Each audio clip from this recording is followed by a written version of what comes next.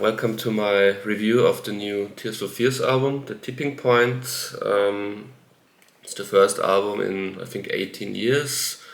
They're, of course, a classic British band from started out in the early 80s, had big successes in the mid-late 80s, also early 90s.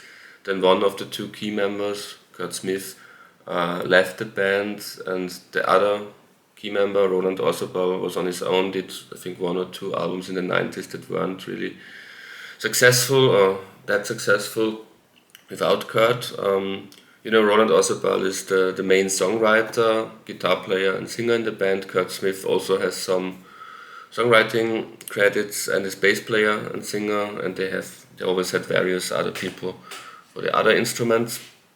And this is the first album in 18 years. Like I said, it's Kurt and Roland together again, and one of the things that they are known for most and loved for most is the blending of their voices together. It's really great when they both sing together, and this is an album.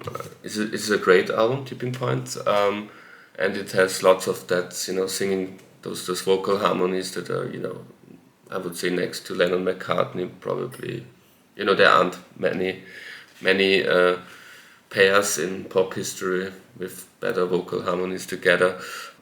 Yeah, it's a great album. It's, I would say, surprisingly great. I didn't expect it to be that good. It starts off with No Small Thing, which is a great folky opener, folky song. Like I said, the blend of the voices, immediately you get the feeling you're back in the golden days of the group. That's great. The next song is the title track, The Tipping Point. Sad backstory, the wife of Roland Orzabal passed away a few years ago, and this is, him dealing with that, but also on a more general level. I think, Tears for Fears always had this combination of political songs and personal. It often went in one and the same song, a political thing and a personal thing, and this again you can see it as a political song as well. Then Break the Man, which is the new single, the single that got released 1 week before this album will come out. It's not my favorite song, I don't think it's the best choice for the single. Tipping Point and No Small Thing were also singles like a few months ago. Both I think are better songs than Break the Man, and there are other songs on the album as well that I think are better than Break the Man, but it's just my taste. For example, My Demons, that's also a song, in my opinion, that's better than Break the Man. It's a great stormy rock song, rock. If you say that Tears for Fears have rock songs, then it's a rock song. I guess political lyrics.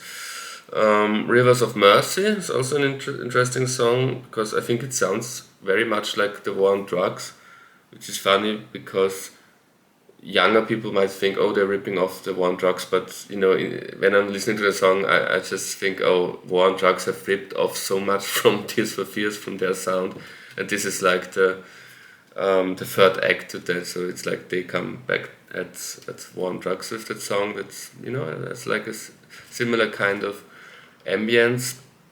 Then a highlight of the back half of the album is End of Night. That's also a great, it sounds like classic Tears for Fears. That's the thing about the album, that on one hand it sounds like classic Tears for Fears from the 80s, but with a modern approach, with a modern sound. It's not like they're doing a retro thing, or like they're just doing what's expected of them. No, it's really an inspired record. It has all the great traits from the glorious past. I think, personally, maybe this is a controversial opinion, but I think next to the Undisputed King songs from the Big Chair, this is their best album. It would be literally impossible for a new Tears for Fears album to have that significance that this great album had. I think it sold more than 7 million copies with hits like Shout, Everybody Wants to Rule the World. So this is a classic from the 80s, maybe one of the 15 best albums from the 80s. So it can't be better than that. But what really surprised me is I would say this is my second favorite Tears for Fears album, so that they came back after 18 years with not just a good album, but maybe the second best album. That's impressive. I also love the Seeds of Love album that they did, I think, in 1991. So they had several great albums. They also had not so good albums, especially in the 90s. But yeah, this is the tipping point, in my opinion. It's up there with their best work. Only Songs from the Big Chair, maybe a bit better, a bit more important, in the scheme of things. But what a great late comeback for this great band.